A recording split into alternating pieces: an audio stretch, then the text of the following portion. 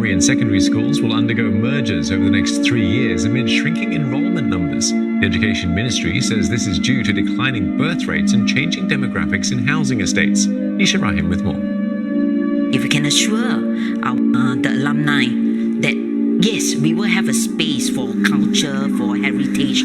A piece of its 30 years of that's what Fuchun Secondary School hopes to bring when it's merged with Woodlands Ring Secondary School come 2024. The merger is a year later than most of the 18 schools. The delay will allow both schools to move to the upgraded campus in Woodlands. The completion date was pushed back due to the pandemic. Secondary says the merger will be an opportunity for both schools to tap on each other's strengths. Strong in the aesthetics and dance and music, and so is Woodlands Ring. And we are in STEM-related program, robotic, mechatronics, and Woodlands Ring is also in that direction. So in that sense, we can combine the two cohorts together. The remaining 4 pairs of secondary schools will be merged in 2023. The Education Ministry said factors like enrollment, capacities, and distance were considered for the merger.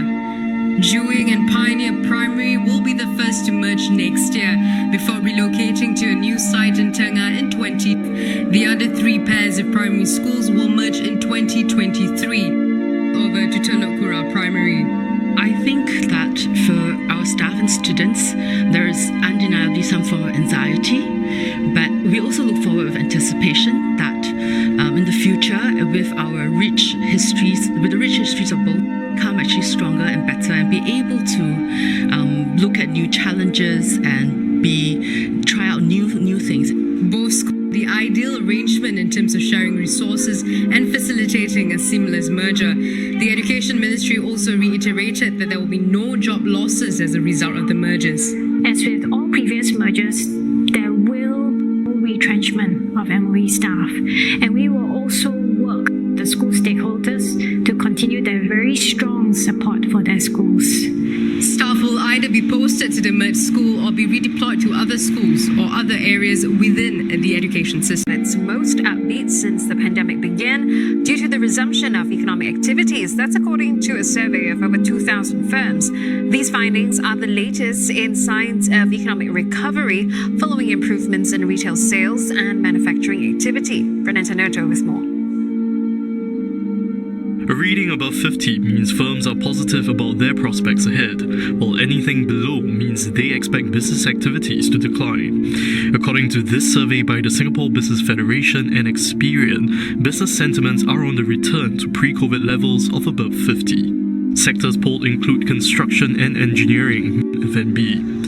Findings show most SMEs expect a rebound in sales in the next 6 months, which economists are also projecting. We do expect consumer confidence to pick up as the vaccination progress continues and and a larger share of the population is vaccinated. Also, as the economic recovery continues to raise their employees' wages, given that last year a lot of industries had to deliver pay cuts or freeze wages. This year they may resume their wage increases, and that would also translate into higher consumer spending. SMEs were also found to be exploring opportunities. This means they might ramp up hiring to support business expansion. Despite the improved outlook, economists note that the pandemic still poses ongoing risks. They remain quite strong, especially on the external front. There are still pockets of weaknesses within the domestic economy as well. We still need to wait till the second half of the year where we would expect more pronounced improvement in the labour market. Other global risks include a resurgence of COVID-19 infections or delays in vaccination campaigns. China has dismissed concerns that the US may boycott next year's Winter Olympics in Beijing. The Foreign Ministry says that politicizing sports runs counter to the Olympic spirit. There have been mixed messages on the issue from Washington. The White House had indicated that it was considering a joint boycott with allies as a protest against Beijing. The State Department spokesman then underway, but later that was denied by a senior State Department official. Simon Marks joins us live now from Washington, D.C. Simon, mixed signals indeed. What's very very unclear, Dawn. I mean, certainly this set off a real scramble at the State Department yesterday afternoon after briefing in which spokesman Ned Price on two separate occasions addressed these reports that the United States was considering rallying allies to launch a boycott of the 2022 Winter Games in Beijing. And by the time the briefing had ended, his position on the issue was it's on the agenda now and going forward. That the conversations were taking place with allies. Continued to press the State Department for clarification as to precisely what the nature was, and by the end of the afternoon here, a senior State Department official said, "We have not discussed and are not discussing any joint boycott." Now, if you look at the text, then they haven't done it so far, not in the past. They're not doing it right now in the present. He did not say there's no plan to have that conversation in the future, but it's very difficult to square that statement. The spokesman said at the podium earlier in the day that the issue of a boycott was on the agenda now and going forward. Was the United States flying a kite and looking for some kind of international reaction, or if this was a bit of clumsiness at the State Department that diplomats then had to clean up? Well, Simon, a boycott, if it were to happen, affect US athletes. They've been spending years preparing for the games and will actually go ahead with the plan. Well, it would affect US athletes if the boycott meant that the United States withdrew its team from the winter. But could choose to boycott the games, and that could include simply saying, right, we'll send no official government representation as guests to the games to honour the game. It doesn't have to mean that the United States or any allied nation would pull their teams from competing in the games. I mean, I think what is served as providing notice to the Chinese that at least in the background, this conversation has been taking place. If you're an athlete out there, it must be quite unnerving, but that term boycott is a pretty broad one and doesn't necessarily mean that athletes wouldn't get their day. Authorities have launched a tender to convert the state property for recreational use. The site at 102 Ulu Pandan Road was last used as a student hostel.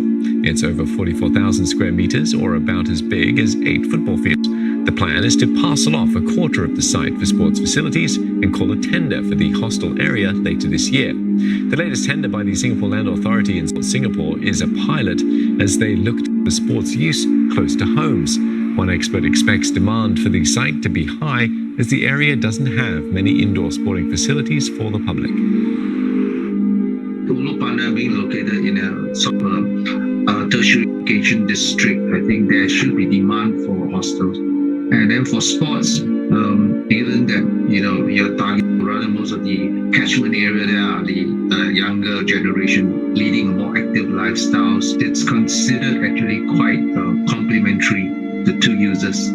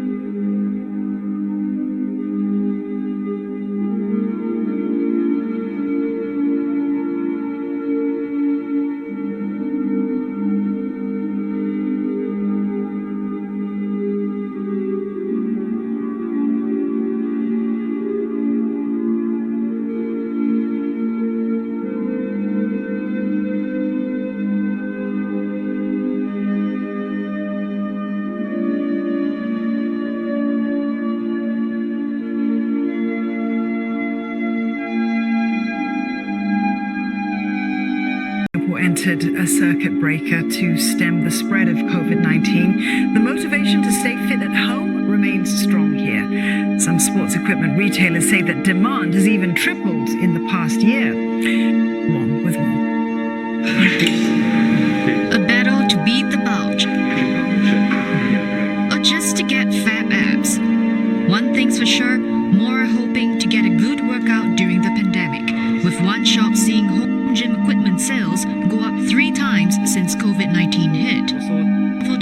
as of? You can actually bring back and consign to us or trade in. We will take some of the proceeding, for helping. Service has been available since 2015. Demand has doubled in the past year. That's not all. There's also a spike increase of inquiries for customer to actually rent, the treadmill. We also are looking and cooperating with some hotel group so that we can actually rent short term, like as short as 2 weeks, for the stay home notice. The shop gets around 20 such requests a week from travelers, even before they arrive. One plus factor? It's affordable, it's compact, and you can link it to your MP3. In other words, suitable for indoor storage. Just like this gym bench, one of the hottest items at another store. Sports equipment take up space, so we do have demand increasing in terms of, am I able to rent the dumbbells? Am I able to rent the gym benches in order to work out? And we have explored that sector in terms of renting and then taking back and basically providing new equipment to our customers. Sales spiked over 10 times for Sports Hub Direct in the first quarter of this year compared to the same time last year, while demand for gym equipment made up at the height of the pandemic last April. The company intends to triple its offerings and expand to another warehouse later this year. Casual sellers are also rising, especially when it comes to bicycles. On Carousel, for instance, average monthly transactions grew by about 44% in the second half of last year. We certainly have seen an uptick, both professional bike shops as well as even more casual sellers. During the pandemic, for ways to keep fit, bikes was a natural choice. For brick and mortar, they then turned their attention to platforms like Carousel in search of bike sources. I would know. I got this bike from a merchant who listed his shop on Carousel, and that's after seeing long wait lists at physical stores. And with 1,000 bikes sold monthly on average through the platform, I had to snap this up before stocks were gone. Myanmar police have fired gunshots in the air and used water cannon and rubber bullets on protesters. More than 200 people have been arrested. Tens of thousands march on across Myanmar in defiance of a ban on gatherings of more than 5 people, raising the three-finger salute symbolizing resistance to the military coup. Crowds refused to disperse on the 4th straight day of protests. By afternoon, patience was wearing thin. Police fired gunshots into the air in Naypyidaw. They used rubber bullets to disperse crowds and shot water cannon and tear gas. There are more than 200 people arrested across the country.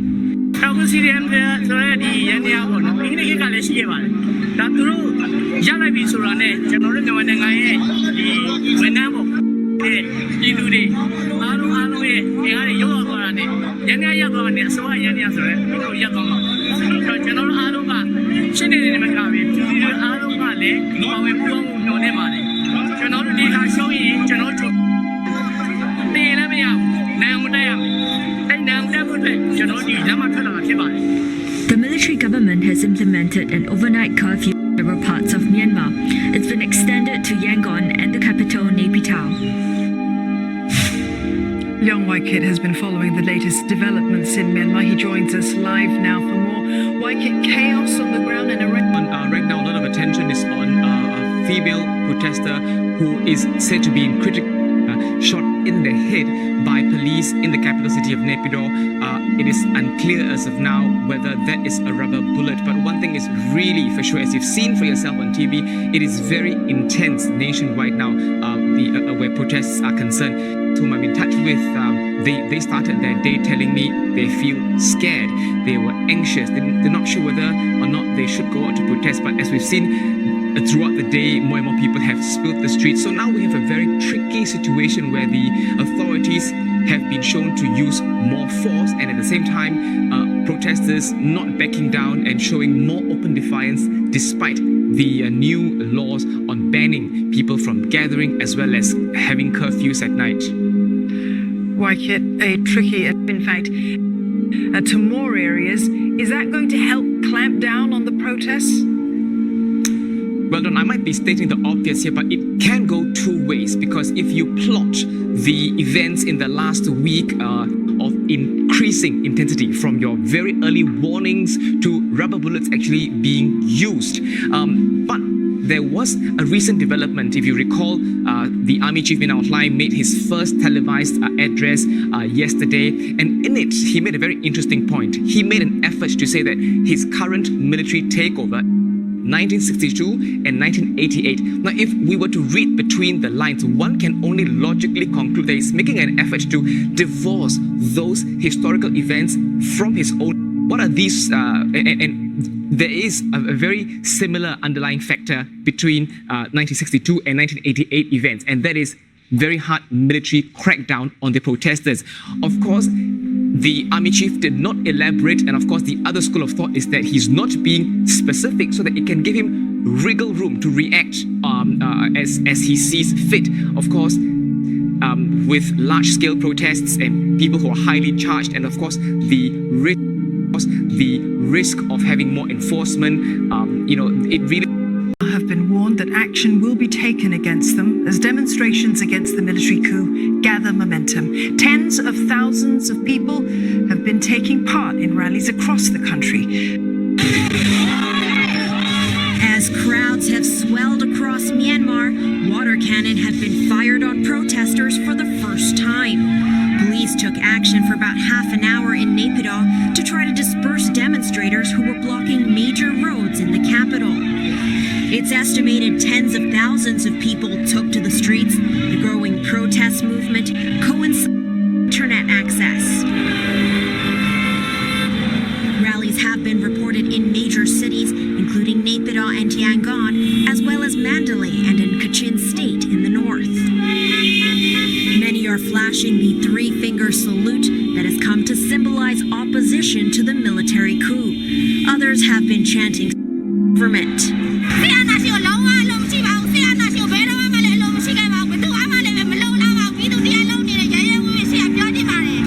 Calls for a nationwide civil servants and even rail employees are taking part in a mass walkout.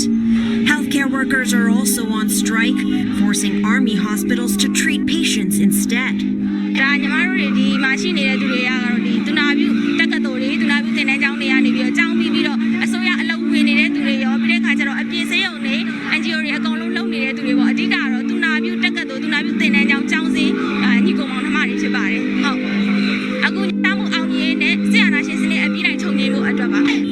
It's been a week since the army overthrew Aung San Suu Kyi's government, claiming widespread fraud in last November's election. Young Wai Kit has been following the latest development. Now for more, things are getting tense. For the first time, if you've seen on TV earlier, we saw water cannons being used on protesters to Naypyidaw. Will tell you how quiet the city is. If you're driving on the roads in Naypyidaw, you might be reminded that those roads look like runways where planes can actually land or take off. So it's a sharp contrast, because today the large roads were filled with people, as well as we've seen earlier, water cannons being used on them. What stood out today for me in English placards showing to photographers as well as to cameramen, and these are not direct messages about the protest. Messages are designed for them to go viral and be circulated so that attention can be drawn. History reminds us that the Myanmar army does not tolerate large-scale protests for prolonged periods. History also tells us that Myanmar people taking part in protests. So the key question that's on everyone's mind really is what and perhaps when would be that breaking point. Attractions are in the works, with 2 set to open by the end of this year, even as the tourism sector remains sluggish because of COVID-19. One operator says he is expecting brighter days ahead when travel restrictions ease and with vaccines out globally. Alifam Shah has more. It's all sugar, spice, and everything nice. This museum of ice cream will be one of Singapore's new attractions in the months ahead, and satisfy taste buds craving for a sweet escape. Indulge in these beautifully decorated rooms or get a taste of unique ice cream treats. It will open its doors in August at a 60,000 square feet property in Dempsey. The Singapore outlet, also the first outside the United States. We really can't think of a more fitting place to do this than Singapore, with our own motto. We think that as a company that inspires imagination and creativity for everyone, felt like the right fit for us. This may look like a construction site now, but soon it will be home to Asia's tallest thrill ride. Adrenaline junkies, this one's for you, and your thrill ride will open in the second half of this year, right here in Clarke Quay. It will replace the G-Max Reverse Bungee right behind me, a similar ride that stopped operating about 2 years ago. It's not for the faint-hearted. Riders will be catapulted almost 70 meters into the air, reaching a speed of 160 km per hour. And even as these attractions are being planned, COVID-19 remains a real challenge. We're quite optimistic for the immediate future. We definitely see that vaccinations are rolling out around the world. The government's making a lot of effort in terms of bringing international travelers with travel bubble, new partnerships as well.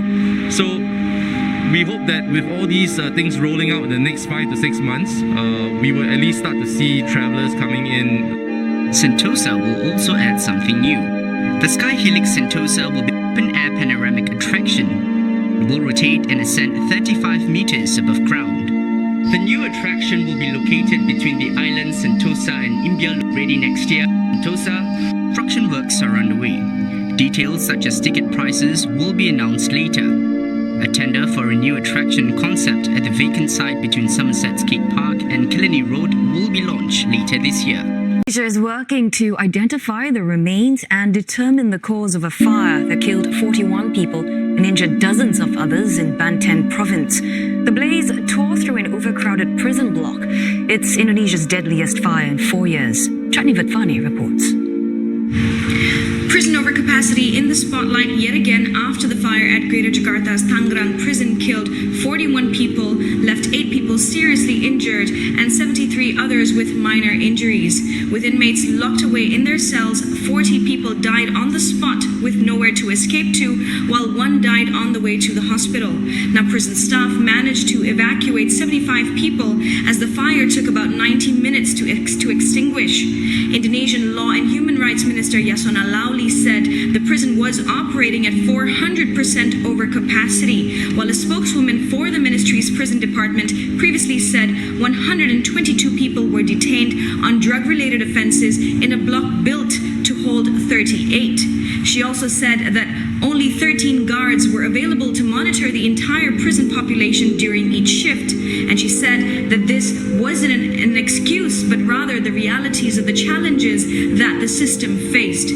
Now, prison overcapacity has been a long-term issue for Indonesia, with people who have committed drug-related offenses making up majority of prison residents in overcapacity situations. Now, just last month, the Deputy Minister for Law and Human Rights said that in order to reduce excessive capacity in prisons, several bills needed to be ratified urgently, one of which is a narcotics bill that would see narcotics users rehabilitated instead of being sentenced to criminal penalties. Now, human rights activists say that as of March last year, the country had almost 270,000 inmates, more than double its total capacity, which also exacerbated the spread of COVID-19 in prisons. Now, police are working to identify the deceased, and initial investigations have suggested that the fire was caused by an electrical short circuit, but investigations are currently ongoing.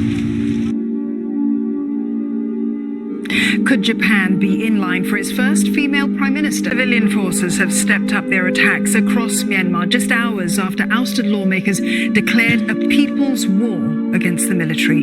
Yong Wai Kit looks at the uncertain road ahead for both the army and civilian forces. 1, 2, 3. This is one of 11 telecommunication facilities targeted by civilian forces in Sagaing, central Myanmar. Mytel, which is owned by the military, has become a fast target of the People's Defence Force. That's in line with the ousted lawmakers' call to arms, target the military and its assets. Soon after the so-called National Unity Government called for a nationwide revolt against the army, the streets were filled with these. Though the army immediately dismissed NUG's declaration, it's not taking any chances. Already, security forces are arresting more suspects before they can strike on military targets and assets. Experts say more raids and checks will be made across the country in the coming days. But the announcement of the People's War has emboldened protesters, many openly voicing their support for ousted lawmakers. More civilian resistance groups as well as student unions are also publicly pledging their loyalty to the NUG. This is kind of like already the last resort because the peaceful protests have not brought about the results that they had hoped for. Parts of the country were rocked by violence in the last 2 months, from bombings in big cities like Yangon and Mandalay to armed mixed feelings about the days ahead. This coup has brought so much loss of hopes to the people of Myanmar, and this announcement has put some sort of glimmer of hopes.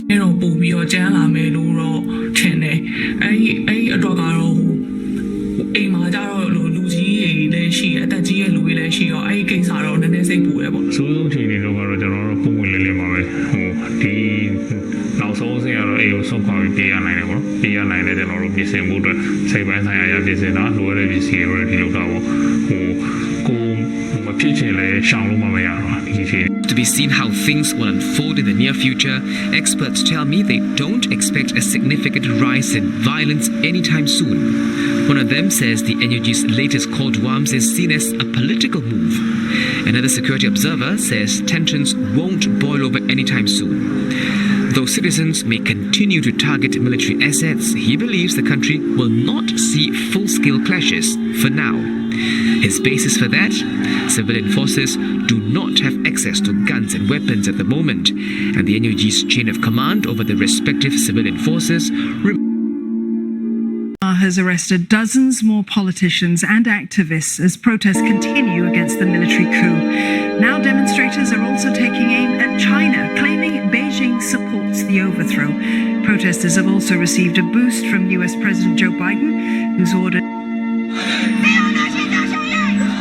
Hundreds have protested outside the Chinese embassy in Yangon. They accuse Beijing of supporting the military government. China has denied this. It's also rubbished social media reports that Chinese planes have brought in technical personnel to Myanmar. Across Myanmar, similar scenes are playing out for a sixth day, despite concerns that the military might soon take a harsher stance against demonstrators. Organization has tweeted a draft cybersecurity bill sent to telecom companies. That bill would allow the army to order blackouts and website bans. It would also require social media platforms to hand over users' data. A new wave of detentions has also begun. A close aide to ousted leader Aung San Suu Kyi is the latest high-profile arrest. Kyaw Tin Swaib served as Minister for the Office of the State Councillor. Leaders of the former Electoral Commission have been arrested.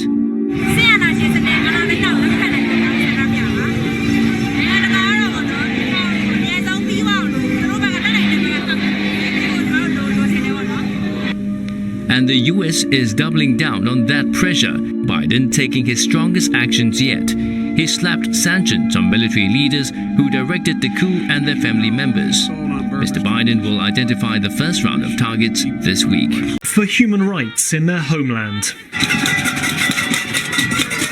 This is one of multiple protests organised in the US since the coup. This one in Indianapolis.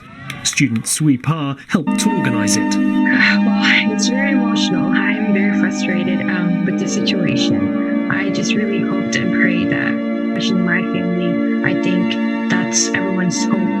Many here, including, struggled to contact relatives and friends still back in Myanmar. I am really angry, but all I can do right now is just to really play my part by spreading awareness and do what I can for my people. The largest Burmese population outside of Myanmar is in the US state of Indiana.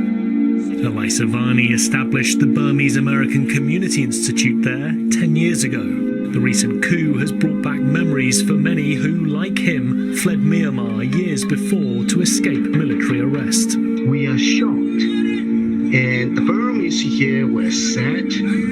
We feel that we have lost our future, the Burma future.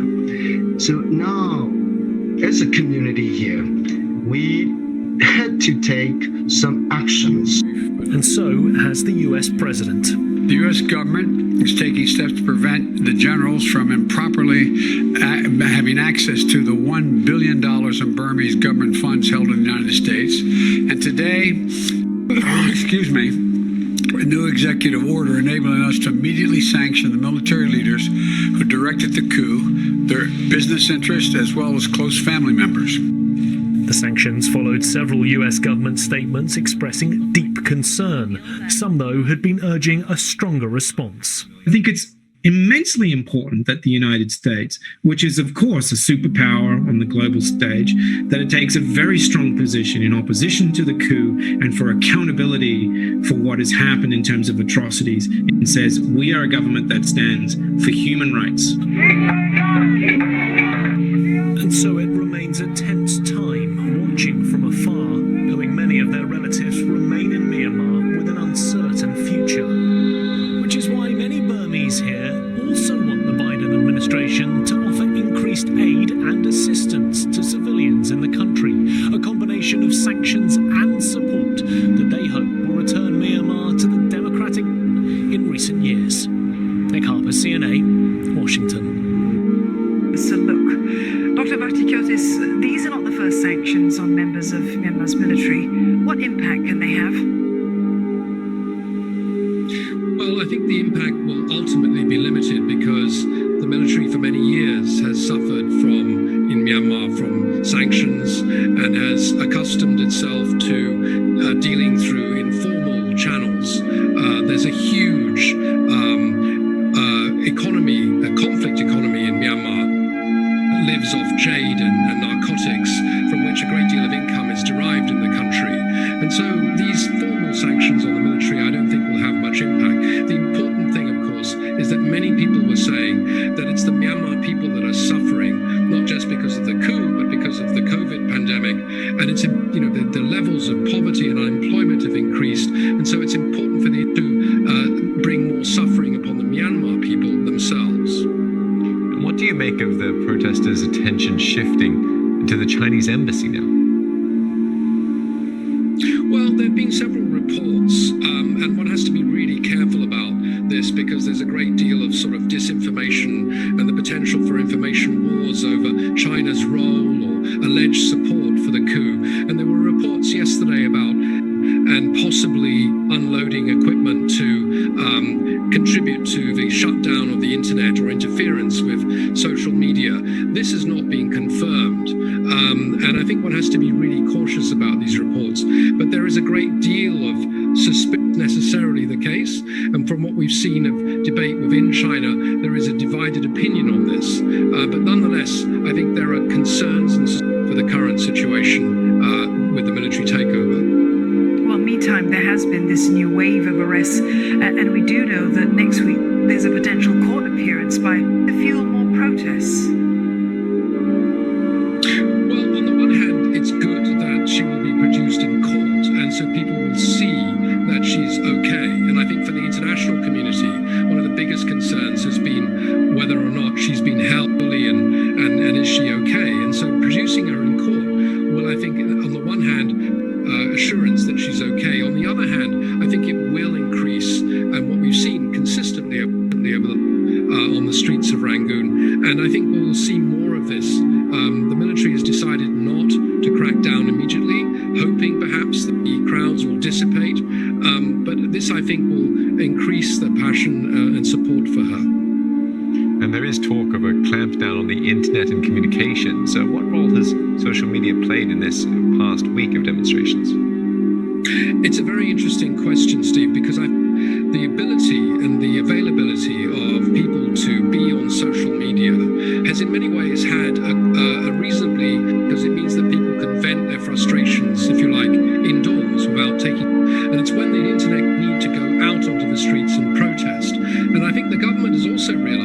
shutting off the internet also shuts down the economy. I mean, the sheer fact is that ATM machines won't work without the internet. And so they need to keep the economy going and to keep livelihoods going versus whether or not they shut down the internet to prevent organized protest. So it's a very, very difficult situation. And I think by and large, the internet, and I think people have used the internet very cleverly. They've used Thai SIM cards to get around the restrictions on Myanmar SIM cards. And I think the messages are coming out and people are posting very actively, and it's fueling the protests. Ago in 2011 that Myanmar started democratic reforms and opened its doors to foreign investment. Industries such as oil exploration, retail and wholesale, telecoms, and insurance and banking have since been opened up. Aung San Suu Kyi's landslide victory in the 2015 elections further cemented the country's path towards democracy.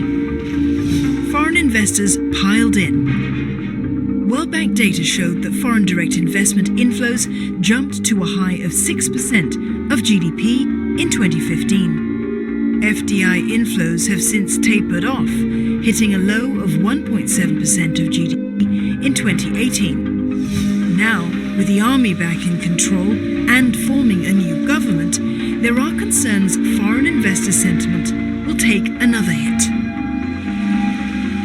It's shock to everybody. For business investors, that's the biggest nightmare. Business wants stability, certainty, and now has yet proven that can't tell, anything can happen. So yet confidence is low. Myanmar is still a dangerous foreign investment destination. Most investors, of course, and what the events of this week have just done is introduced an element of uncertainty, including questions around the motivations for the coup, but also what precisely the implications will be for policy moving forward. Most foreign investors will probably find that Myanmar has become a less attractive place for them. The manufacturing sector could see a fallout.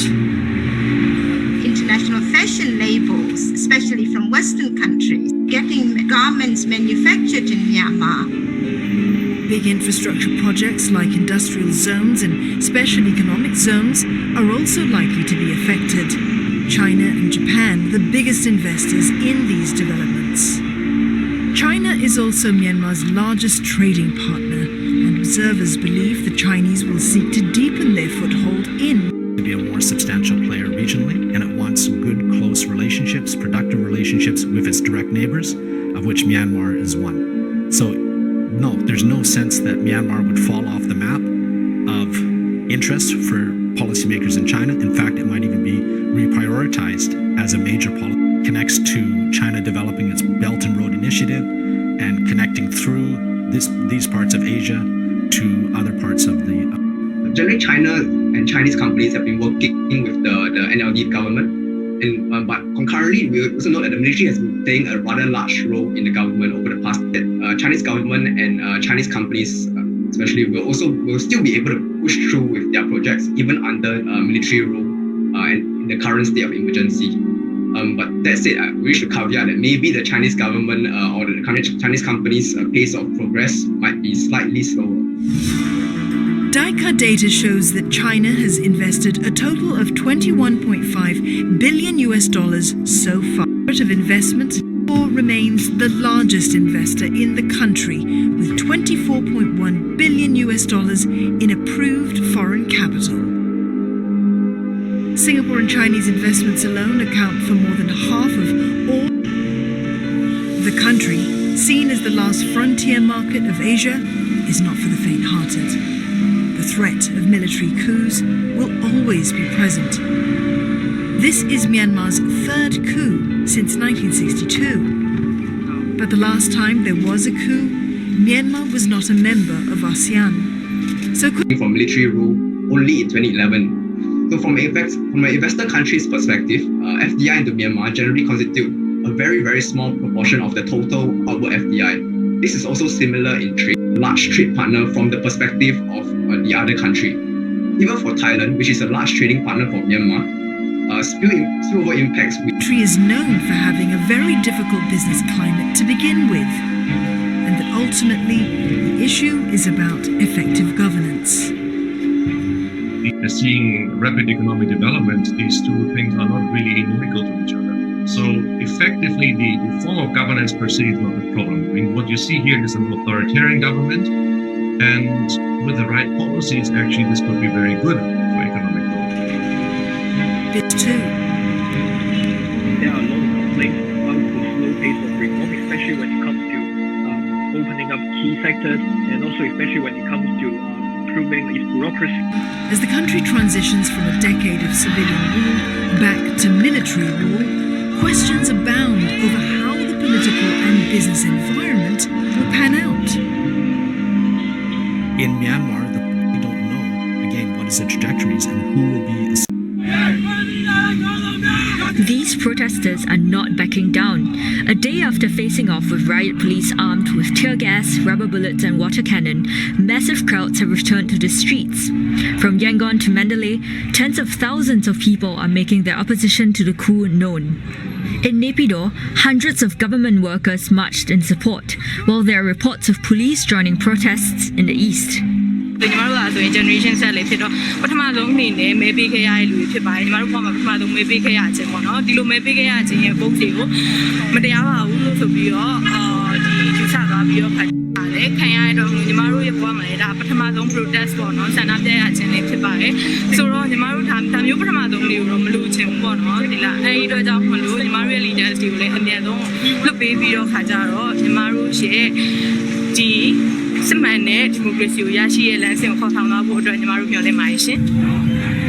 military government has restricted night curfew in big cities. Soldiers also raided and ransacked the headquarters of Aung San Suu Kyi's NLD party. Reports say dozens more politicians were detained. State media has also taken aim at protesters, calling the crowd out for using obscene language and injuring police. It's the first direct mention of the protests since they began last weekend.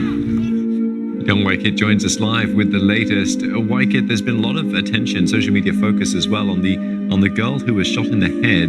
We reached out to the doctor who is treating her in Naypyidaw, and she told us she's on ventilator. Other doctors who are in the same surgical department as that doctor have shared with us images of CT scans, which is also made available to other local reporters. I took those CT scans and verified with healthcare professionals independently. From the CT scan, at least a crack line on the skull, but there's not much else they can tell me because the quality of the CT scan, as they say, is not very good. This, of course, has sparked a lot of concern and outrage online.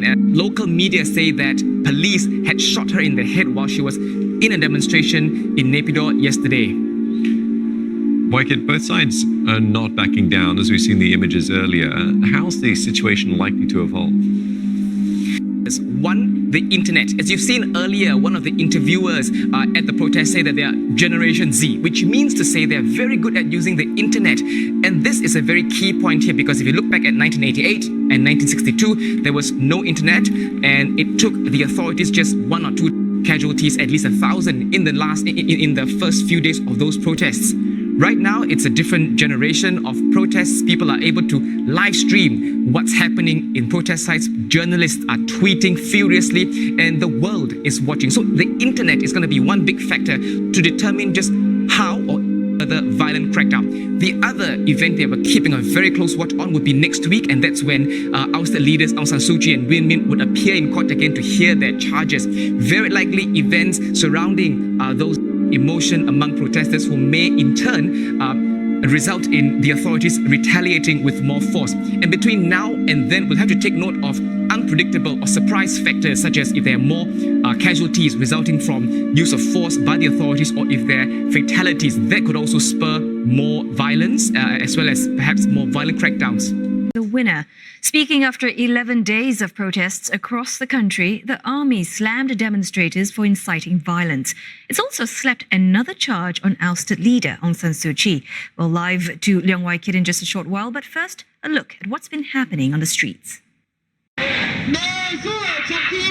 Despite another overnight internet shutdown, thousands continue to demonstrate across Myanmar, keeping up pressure on the military government nearly 2 weeks since it took power.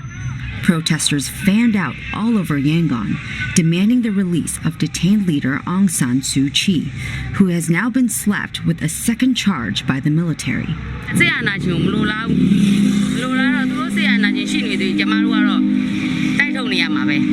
Thousands also returned to the streets of Mandalay, a day after violent clashes between soldiers and civilians.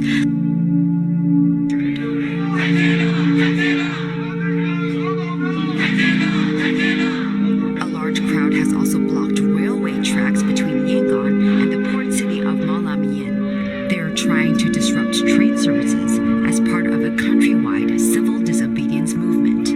Others are rushing to take out cash from banks after a cap was imposed on the amount of money allowed for withdrawal.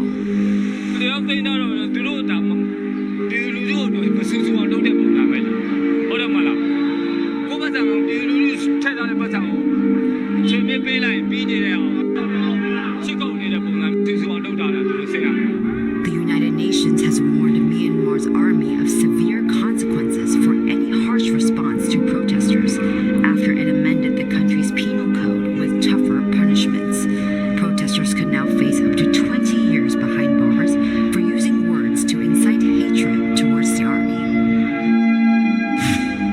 Well, as promised, Liang Wai-kit joins us live now. So, Wai-kit, the military says that it would not hold power for long. What exactly do they mean?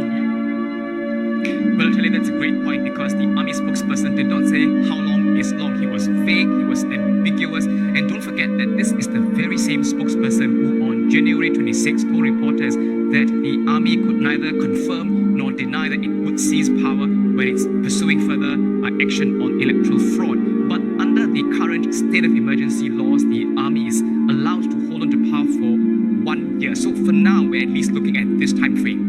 Now, interestingly, the military also addressed on these internet firewalls being built with the help of China. Is that true? Well, it depends on whom you're asking. This has been a hotly talked about topic. In fact, even a prominent activist in Hong Kong, Nathan Law, had tweeted about this earlier on Tuesday. He said in his tweet that there were credible sources that show that China was involved in helping Myanmar build an internet firewall. But later on Tuesday at the capital of Myanmar during the press conference, the spokesperson said that China had not been involved in helping Myanmar with that because he added that if Myanmar had wanted to do it, it has its own manpower to do that. Also, this other charge that, Aung San Suu Kyi is facing, this new charge, what's all that about? Well, this is something that came as a surprise for many, including Ms. who appears again to be caught off guard and caught by surprise. I must add that as of now, the lawyer has not... No, the assault on Burma's transition to democracy remains an issue of deep bipartisan concern. We've consulted at length, for example, with Senator McConnell, who has had a very keen interest in this, and helpful insights. We've also been in close contact with our allies and partners around the world, particularly in the Indo-Pacific region, driving vigorous debates to help coordinate an international response to what happened. The strong and unified message emerging from the United States has been essential, in our view, to encouraging other countries to join us in pressing for immediate return to democracy. Last week, the United States helped bring together the UN Security Council, which issued a strong statement in support of Burmese democracy. And this week, we will engagement on the Human Rights Council to strengthen the world's commitment to human rights in Burma. We need to make some comments as we did at the State Department, so I'm going to be going from here to there. Today, I again call on the Burmese military to immediately release the democratic political leaders and activists and they're now detained, including Aung San Suu Kyi, and she is, and also Win Myint, the president. The military must relinquish power it seized and demonstrate respect for the will of the people of Burma, as expressed in their November 8th election. I'm announcing a series of actions that we're taking to begin imposing consequences on the leaders of the coup. The U.S. government is taking steps to prevent the generals from improperly having access to the $1 billion in Burmese government funds held in the United States. And today, I've approved a new executive order, new executive order enabling us to immediately sanction the military leaders who directed the coup, their business interests, as well as close family members. We will identify and pose strong exports controls. We're freezing U.S. assets that benefit the Burmese government while maintaining our support for minority groups and other areas that benefit the people of Burma directly. And finally, as protests grow, violence against those asserting their democratic rights is unacceptable, and we're going to keep calling it out. The people of Burma, world is watching. We'll be ready to impose additional measures, and we'll continue to work with our international partners to urge other nations to join us. News protesters detained today at Thailand's anti-government protests have been released after the situation escalated in front of the police station. Success Sombat joins us live for the latest on this.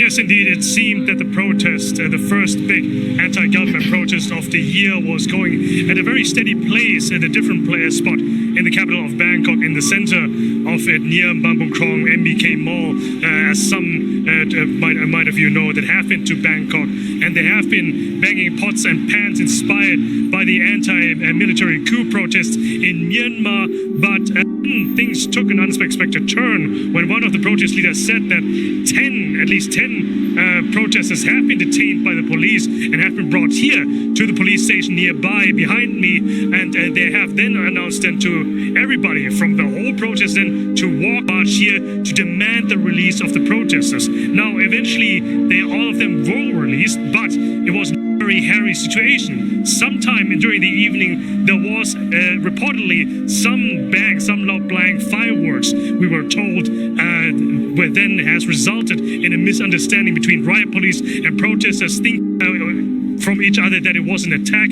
but it was a very brief scuffle that has been resolved very quickly. Nevertheless, after the protesters have concluded their rally, following the release of all detained here, they are saying that the protests will continue,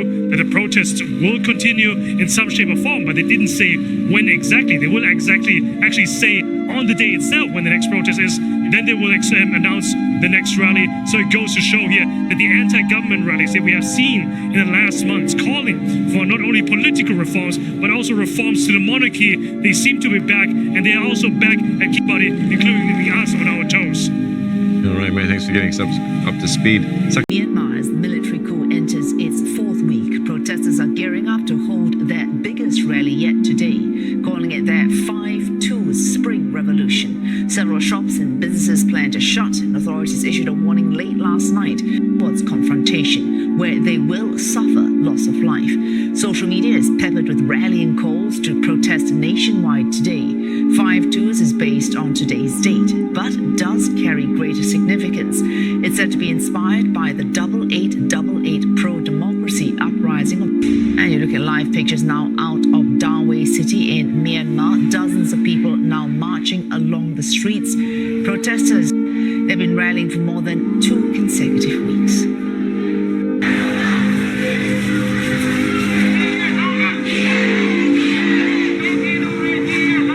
Protesters have repeatedly defied a ban on public gatherings since the military seized power on the 1st of February. They want the release of detained leader Aung San Suu Kyi and the reinstatement of her government. Today they are turning up the heat, their anger stoked by the worst violence yet. At least 2 people were killed after security Mandalay on Saturday. Before that, a student was shot in the head. According to posts on Twitter, the military is getting ready to seize overnight and shutting down the internet yet again nationwide. The blackout is scheduled to have been lifted by now, except for Yangon, which will see the shutdown last until 12 noon. That's 1:30 p.m. in Singapore. Yet another stern warning to Myanmar's military leaders.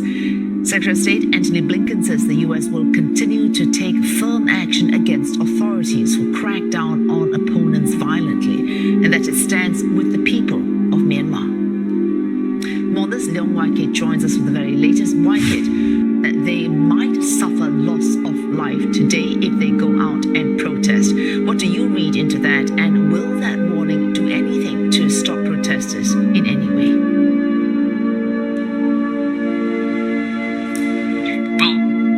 we saw this internet blackout in Myanmar, and for Yangon, the blackout is extended to 12 p.m. local time. But this is just how fast developments are coming through. I've been getting tweets and SMSs from friends, WhatsApp messages from friends saying that the internet blackout in Yangon has apparently been lifted at around 9 a.m. local time. Now, back to your question, you asked me what I read into this warning. Really, so there's nothing to read between the lines about this warning. Is as explicit as it can be. There will be 2007 or 1988 to be reminded that the Myanmar army is capable of a violent crackdown when there are mass casualties. In fact, just last week in Mandalay, the second largest city in Myanmar, the police have already raised banners telling people there that if they don't disperse, they will use live rounds on them.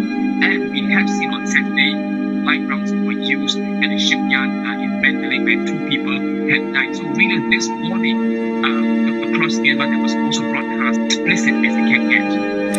Okay, just in case anyone misses that warning, of course we've got what the UN is saying it's worried about, that a controversial military unit during the deadly shooting in Mandalay. That's of course the 33rd Light Infantry Division. What do you know about this Light Infantry Division, and that if it is deployed, what impact might it have on protests and protesters? Well, so that is an elite force with reported international media are reporting that the elite force was used and deployed in Mandalay. We don't have 100% confirmation, but like you said, UN has also cited those media reports. But to a civilian, whether or not you're from the elite force or a newbie soldier, a threat. But on a diplomatic and international standpoint, and from a strategic standpoint, if the Myanmar army were to use an elite force on civilians that are unarmed, it sends a very strong signal, and it gives you an indication of the kind of tactics that the Myanmar army is going to be using on people. Waikit, so far, especially after the deaths we heard about foreign quarters, interference, do you see the military government after any kind of mediation at all, whether it's formal or informal, to try to resolve this crisis? This is a really great question, Wesu, and for me, it's getting more and more difficult to understand and make sense of what the Myanmar army's stance is and what it's saying. Because don't forget, it has openly made several statements on one issue, and then afterwards, the actions that follow are completely opposite of what they say. For instance, I mentioned last week that the Myanmar army chief had held a foreign affairs meeting in which he stressed that it's very important for Myanmar to maintain close ties with its neighbors. And then yesterday you have this statement which basically tells overseas in Yangon in foreign countries to not meddle in its foreign, previously also stressed that this, and I quote, takeover is not the same as 1988 and 1962. Observers who read between the lines will say that perhaps he means that there won't be any violence. Yesterday, we see again this warning that Yami said that there will be loss of lives. Will continue to push for this movement. So really, whether or not between when ASEAN is calling for Activists gathered chanting slogans in Yangon. A memorial honoring those who have been killed during the movement has been set up on the roads. Some took their protest to the UN office, calling on the organization to take action against the military government. Hundreds attended a funeral in the capital, Naypyidaw, for a young protester who was shot and killed by police last week. In Mandalay, peaceful protesters came out in droves, despite the fear of renewed use of force against them.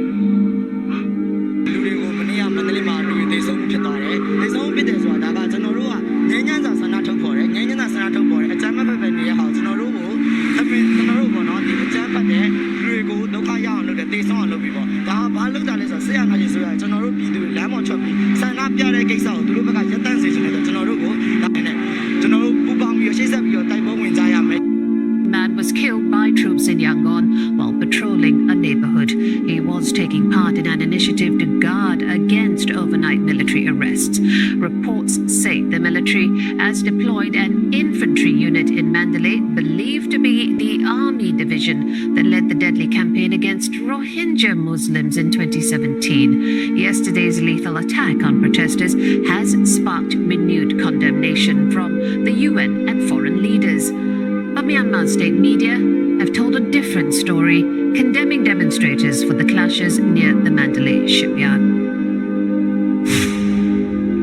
To unpack this all, Leong Wai-ping developments in Myanmar, he joined Myanmar Mandalay shipyard incident, but it did not say that it used security forces. Members had sustained injuries. They also said that the aggressive protesters had been injured, but like I said, they did not talk about deaths. And when they described the enforcement actions, they used the words softly disperse the crowds. The Myanmar army had also addressed the death of the 20-year-old protester Mya Tho Trek Kain, whose funeral was held on Sunday in Naypyidaw. The Myanmar army had basically said that the bullet found in Mya Tho Trek Kain's head does not belong to that of the Myanmar police force, and it had suggested that it was a third party or an external force that could have killed her, but that elaborate further.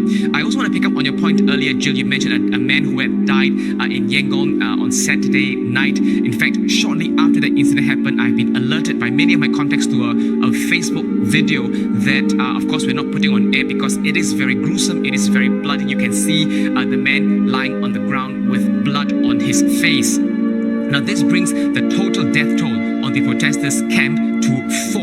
Earlier, the Myanmar army had also said that one policeman had died from clashing with protesters. Okay, we've got the protesters and the government refusing to back down, as well as international condemnation. Where does this all go from here?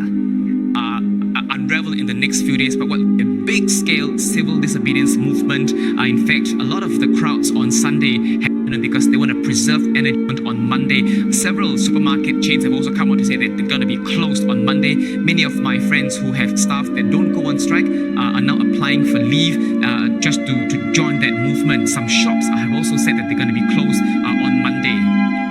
All right, Leong Wai.